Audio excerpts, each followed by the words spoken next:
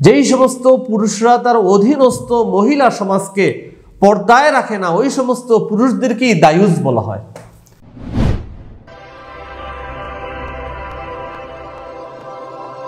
হারফ TV, সত্য সমাগত, মিথ্যা বিতাড়িত।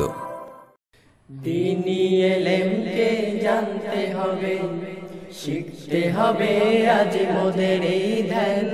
পরকালের সুখের নিগর্তে শক্ত গাঁথনি হলো দ্বীনি জ্ঞান।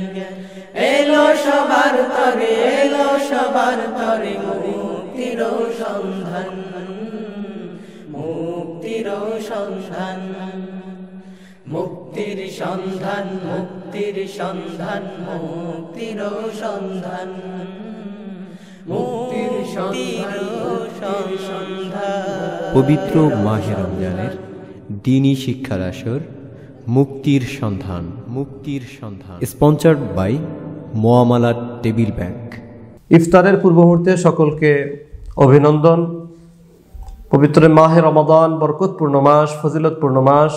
এই রমজান মাসে কেউ যদি একটি ফরজ আদায় করে, আল্লাহ রাব্বুল আলামিন তার আমল নামায় 70টি ফরজের সওয়াব লিপিবদ্ধ করে দিবেন। সুবহানাল্লাহ।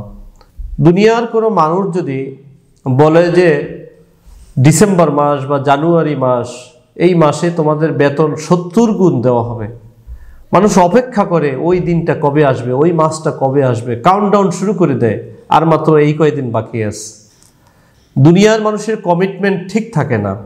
দেখা যায় তারা ওয়াদা দিলেও সেই ওয়াদা, তাদের অঙ্গীকার ঠিক থাকে না। কিন্তু আল্লাহ তাআলা গ্যারান্টি দিয়েছেন, ওয়াদা দিয়েছেন, তাতে কোনো সন্দেহ নাই, তাতে কোনো ভুল নাই। অতএব আমাদের উচিত এই রমজান মাসে আমাদের বেশি বেশি নেক আমলগুলো করা, গুনাহ ছেড়ে দিয়ে নেক আমলের পাবন্দী হওয়া। রমজান মাস আসলেও দুঃখের বিষয়, বিশেষ করে আমাদের সমাজে মা বোনদের দিকে তাকালে যে বাজার, হাট, শপিং মল, এগুলো যে ভয়ঙ্কর অবস্থা। মা বোনরা ব্যস্ত থাকে, আমল বন্দিকি তো দূরের কথা, তারা মার্কেটিংয়ে ব্যস্ত থাকে। এই মার্কেট থেকে আর এক মার্কেট, আর এক মার্কেট থেকে আর এক মার্কেট, সাইজ মিলে না, রং মিলে না, কালার মিলে না, এগুলো করতে করতে মার্কেটের পর মার্কেট। দিনের বেলায় কিসের রোজা, পানাহার, জুস খাওয়া, বিভিন্ন ঠান্ডা পানীয় খাওয়া, এগুলোয় ব্যস্ত থাকে। অথচ আল্লাহ রাব্বুল আলামিন কোরআনুল কারীমের ভিতরে সতর্ক করেছেন, ওয়াকরনা ফি বুয়ুতিকুন্না ওয়ালা তাবাররাজনা তাবাররুজাল জাহিলিয়াতিল উলা। আল্লাহ সাবধান করেছেন, সাবধান, তোমরা জাহিলি যুগের মহিলারা যেভাবে অর্ধ উলঙ্গ অবস্থায় বের হতো, যে পোশাক পরে বের হতো, তোমরাও সেই রকমের জাহিলি যুগের মহিলাদের মতন তোমরা সেই পোশাক পরে বাহিরে বের হও না। আল্লাহ সতর্ক করেছেন। জাহিলি যুগের পোশাক, তারা কেমন পোশাক পরতো? একটা পোশাক পরতো, তাদের দুপাশ থেকে ফাড়া থাকতো এরকমের, এবং পুরুষদের যখন সাথে থাকতো, হাঁটতো একত্রে, তাদের সমস্ত অঙ্গ প্রত্যঙ্গগুলো স্পষ্ট দেখা যেত। এরকম অর্ধ উলঙ্গ তারা পোশাক পরিধান করত। আজকাল আমাদের সমাজেও দেখা যায় মহিলারা যে সমস্ত পোশাক আদি পরে, বিদেশি কালচার, ইন্ডিয়াতে নতুন কোন ড্রেস বের হয়েছে, পাখি ড্রেস বের হয়েছে, তারপরে বিভিন্ন ধরনের ড্রেস মহিলারা ভালো নাম জানে। তারা এই ড্রেসের সন্ধানে এক মার্কেট থেকে আর এক মার্কেট, আর এক মার্কেট থেকে আর এক মার্কেট, কিন্তু দেখা যায় তারপরও মিলাইতে পারে না। একদিন যায়, 2 দিন যায়, শুধু মার্কেটিং আর মার্কেটিং। মনে হয় যেন ঈদ তাদের, অথচ আল্লাহ বলছেন লিসাইমি ফারহাতানে, ফারহাতুন ইনদা ফিত্রিহি ওয়া ফারহাতুন ইনদা লিকাই রাব্বিহি।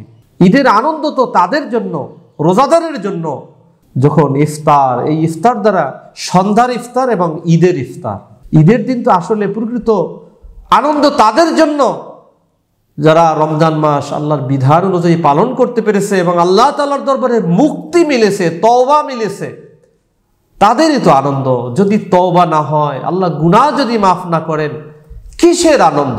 কোনো আনন্দই নয়।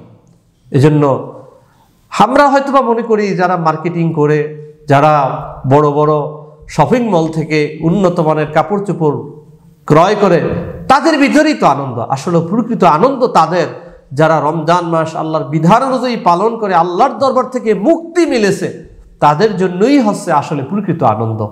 আরেকটা আনন্দ লিকাই রব্বিহি, যেদিন আল্লাহর সাথে দিদার এলাহি হবে। সুবহানাল্লাহ। অতএব বোঝা যায় রোজাদারদেরকে আল্লাহ তাআলা দিদারে এলাহি দান করবেন। সুবহানাল্লাহ। তো যেই মা বোনেরা এইভাবে রাস্তাঘাটে পর্দা পুশিদা নাই, অর্ধ উলঙ্গভাবে চলাফেরা করে, পুরুষদের সাথে মার্কেটে ধাক্কা ধাক্কি করে কেনাকাটা করে, তারা কি আল্লাহর দিদারে এলাহি পাবে? কখনোই নয়। এজন্য আমরা যারা অভিভাবক রয়েছি, আমরা যারা গার্জিয়ান রয়েছি, আমাদের সচেতন হওয়া দরকার।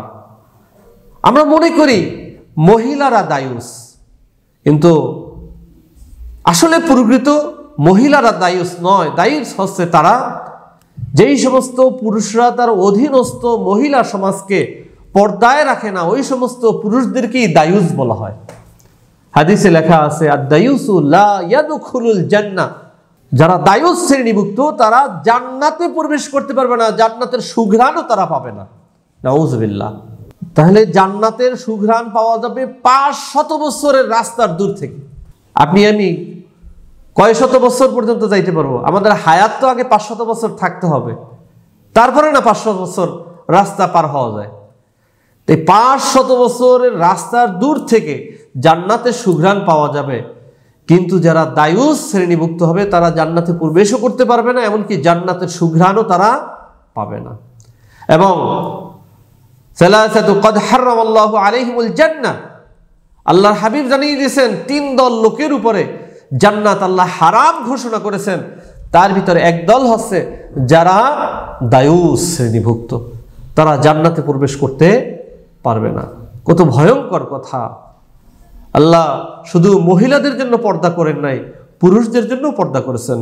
আল্লাহ কুরআনুল কারীমের ভিতরে জানিয়ে দিয়েছেন কুল্লিল মুমিনিনা ইয়াগুদ্দু মিন আবসারিহিম ওয়া ইয়াহফাযু ফুরুজাহুম যালিকা আযকা লাহুম ইন্নাল্লাহা খাবীরুম বিমা ইয়াসনাউন।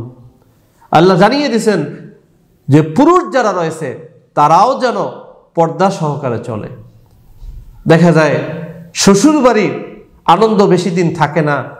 শ্বশুর বাড়ি যদি শালী, তারা দুলো ভাইয়ের কাছে দেখা সাক্ষাৎ করে, মামাতো শালী, চাচতো শালী, আপন শালী, তারা দেখা সাক্ষাৎ করলে শ্বশুর বাড়ির খুব যাইতে মনে চায় বারবার। কিন্তু যখনই শালী দুলাভাইয়ের সাথে দেখা করে না, অন্যান্য শালীরা দেখা সাক্ষাৎ করে না, তখন দেখা যায় তারা রাগান্বিত হয়ে যায়, শ্বশুর বাড়ি যেতে চায় না। ভাই বন্ধুগণ, দেখবেন নামাজ পড়লে কেউ বেজার হয় না, রোজা রাখলে কেউ বেজার হয় না, কিন্তু পর্দা করলে অনেক মানুষই বেজার হয়। দুলা ভাই বেজার হয়, চাচাতো ভাই, মামাতো ভাই, তারা বেজার হয় যে মামাতো ভাই মামা বাড়ি কি যাব, মামাতো বোনেরা দেখা দেয় না, কথাবার্তা বলে না, খালা বাড়ি কি যাব, খালাতো বোনেরা দেখা সাক্ষাৎ করে না। দেখেন নামাজে কিন্তু তারা বেজার হয়নি, রোজা রাখার কারণে কিন্তু তারা বেজার হয়নি, কিন্তু পর্দা করার কারণে বেজার হয়েছে। এজন্য সাবধান, কোনো বাড়ি যেতে হলেও আল্লাহ বলছেন ইয়া আইয়ুহাল্লাযীনা আমানু লা তাদখুলু বুয়ুতান গায়রা বুয়ুতিকুম হাত্তা তাস্তানিসু ওয়া তুসাল্লিমু আলা আহলিহা। আল্লাহ আদব শিক্ষা দিয়েছেন, কোনো বাড়িতে যখন যাবে অবশ্যই সেই বাড়িতে যাওয়ার সময় অনুমতি নিতে হবে। ঘরে প্রবেশ সরাসরি করা যাবে না। যাদের ভিতরে ধার্মিকতা নাই তারা তো সরাসরি একেবারে রান্নাঘর পর্যন্ত চলে যায়। অনেক সময় অপ্রীতিকর লজ্জার সম্মুখীন হতে হয়।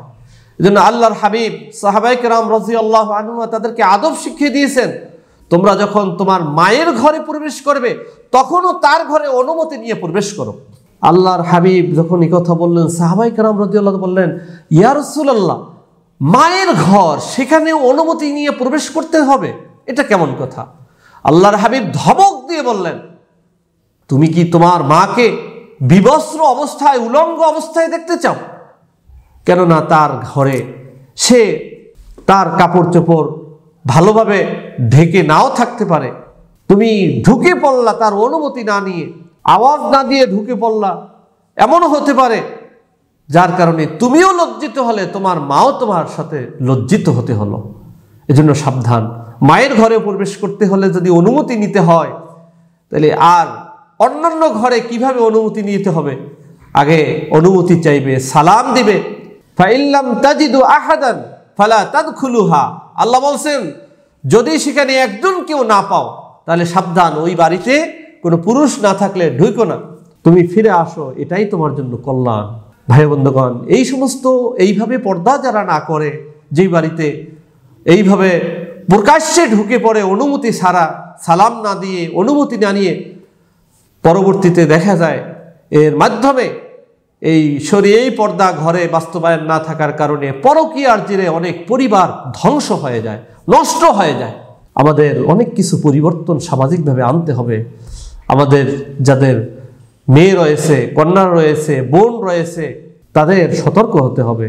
বিবাহ শাদী হওয়ার সময় দেখার যে পর্ব আসে, কাকে দেখাবো, এখানেও পর্দার হুকুম কি, আল্লাহর বিধান কি, ইসলামে কি বিধান রয়েছে মেয়ে দেখানোর ক্ষেত্রে, কাকে দেখানো যাবে? একমাত্র যেই ছেলের সাথে বিবাহের কথাবার্তা প্রস্তাব চলে একমাত্র সেই দেখতে পারবে পুরুষদের ভিতরে। এমনকি ছেলের বাবাও বিবাহ হওয়ার আগ পর্যন্ত দেখার অনুমতি নাই। কিন্তু দুঃখের বিষয়, আমাদের সমাজ এমনটাই, এই সামাজিক রীতিনীতি এমনভাবে মানে যে কোরআন হাদিসকে তার 100 ভাগের 1 ভাগও মানে না। বিশেষ করে দুলাভাই তারা আপত্তি করে, শালা বিবাহ করাবে, শালার বউকে যদি দুলাভাই না দেখে আনে তাহলে তো বিবাহই শুদ্ধ হবে না।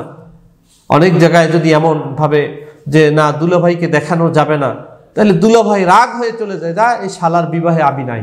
কিন্তু মনে রাখবেন, মেয়ের বাবা হন, মেয়ের ভাই হন, আমাদেরকে সতর্ক হতে হবে, আল্লাহর বিধানকে প্রায়োরিটি আগে দিতে হবে।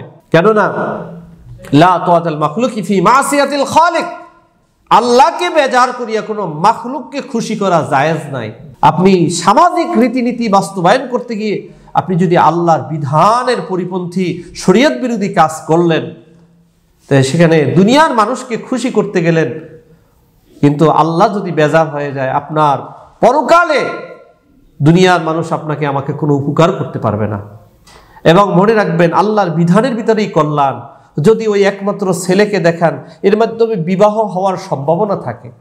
কিন্তু অনেক জায়গায় দেখা যায় ছেলে দেখে, ছেলের ভাই দেখে, ছেলের বন্ধুরা দেখে, ছেলের দুলাভাই দেখে, ছেলের বাবা দেখে। অনেক মানুষ যখন দেখতে আসে তখন বিবাহ হওয়ার সম্ভাবনা আরো কম থাকে। কেননা ছেলের কাছে ভুল ধরা পড়ে না, সে লাজুক থাকে, নিচে তাকিয়ে থাকে, বারবার তাকাইতেও পারে না। ছেলের ভাই, দুলাভাই, অন্যান্যরা তো একটু ভালো মতন দেখে রাখি। তখন ছেলের পছন্দ হইলেও ছেলের ভাই কাউন্টার দেয়, এই কি দেখছো, মেয়ের দিন নিচের ঠোঁট মোটা, তার নাকটা একটু বেঁকা, তার চোখ দিয়ে ডান পাশেরটা একটু ছোট, নানান ধরনের অভিযোগ আসে। ওই মেয়ে বিবাহ হওয়ার সম্ভাবনা তখন আরো কমে যায়। এজন্য আল্লাহর বিধান যদি পালন করি, এর ভিতরেই কল্যাণ রয়েছে। আপনি স্পষ্ট বলে দিবেন যে আপনারা এই বিধান যদি মেনে আসতে পারেন তাহলে আপনাদের সাথে আত্মীয়তা করতে পারবো।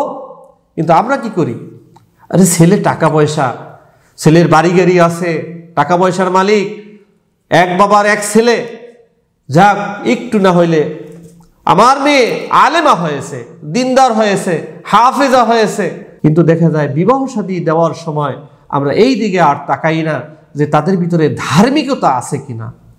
যার কারণে অবস্থা কি হয়, টাকা পয়সা দেখে বিবাহ দিলাম, আমি তো মহা খুশি, কি চাও, আমার ছেলের, আমার মেয়ের জামাই 10 তলা বাড়ির মালিক, বড় বড় মিল ফ্যাক্টরি আছে, টাকা পয়সা আছে, অর্থ সম্পদ আছে, গাড়িতে আসা যাওয়া করে।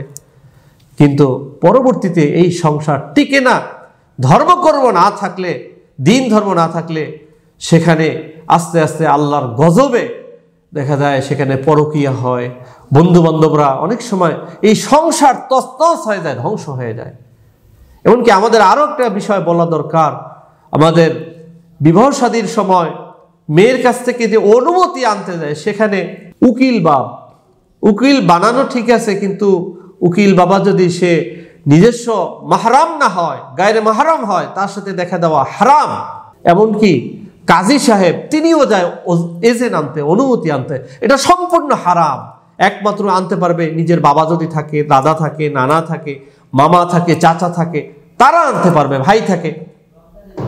কিন্তু গায়রে মাহরাম যারা রয়েছে তারা কেউ যদি এজেন্ট আনে, অনুমতি আনে, এটা সম্পূর্ণ হারাম। এবং আমাদের সমাজে এই যে রীতিনীতি, বিবাহের যে কালচার, বিবাহ সমাজ ডেকসেট না বাজালে, বড় সাউন্ড বক্স না বাজালে বিবাহই তো শুদ্ধ হয় না।